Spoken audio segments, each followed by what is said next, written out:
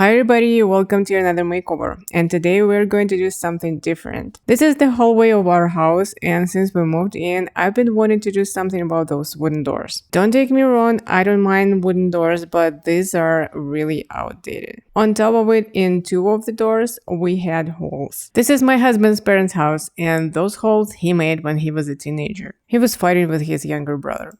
And ever since, there were patches over those holes. Lots of people said just buy new doors, but I refinished furniture. Can't I refinish the doors? Of course I can. I picked one of the designs and started working. The holes were only on the two doors, but I had to refinish all of them to match. I have already finished the first door, but I didn't film it on camera. This is the second one, but it still needs some love. First of all, I got rid of that old patch and I cleaned the leftovers of the glue. Then I cleaned the door. I was gonna sand it, and I didn't want anything to get stuck to my sandpaper and make the scratches. Then I scuff sanded the surface using 180 grit sandpaper. And let's the fun part begin. If you've been watching me for a while, you know that I'm a big fan of upcycling and recycling, and I'm also a big fan of wooden blinds. So instead of buying wooden or MDF planks for the door, I salvaged those nice blinds. Remember at the beginning of the video I showed you the pattern I picked? So I measured the blinds off camera according to that pattern, and then I made my cuts. It took some time for the first door, but then I used my first batch of the planks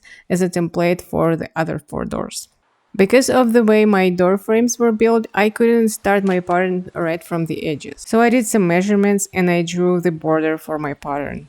Then I started putting the blinds on, and here's two things I would do different way if I had to do it again. The first thing, it wasn't an option for me in this case, but if I didn't have any holes on the doors, I wouldn't put the blinds one beside the other. I would have some gaps in between them. This way the pattern would look more interesting. And the other thing, I used a staple gun to fix the blinds in places, and I put a lot of staples in there. Next time I would add some glue and I would staple the blinds just maybe 3 times, like at the edges and in the middle. And I try to do that without glue, but the blinds, they were wobbly in some areas. And some of you might think, why didn't she use the brad nails? And I'll tell you why.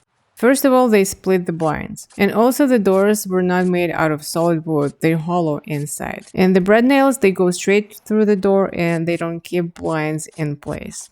And here's the reason why I would do less staples, because now I have to patch the holes. And one more thing, there were a lot of holes in the blinds. I couldn't do anything about it because I needed pretty long blinds to cover my holes and for the pattern I created. But if I didn't have to cover the holes, I would make a different pattern with the shorter blinds. And I would also salvage more blinds than I salvaged for this makeover. To fill up the holes, I use Bondo.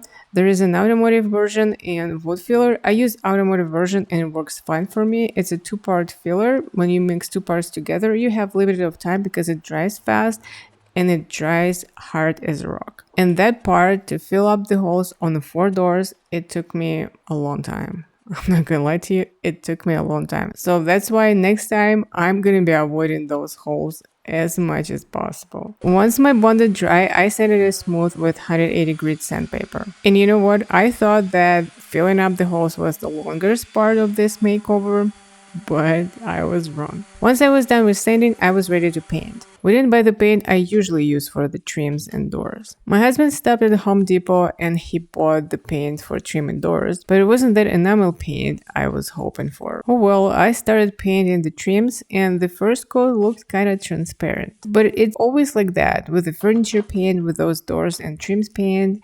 The first coat is transparent, but with the second coat, I usually have a full coverage. Okay, sometimes I might need a third coat, but that's it. 3 coats. But not with this paint. I applied 5 coats. And it took me 5 days because I had other things to do. And I was so frustrated, I didn't even film the whole process. And this is another lesson. Stick to the paint, you know. But we have to do what we have to do, and after 5 days, my doors were finally done. Let me remind you how this hallway looked before.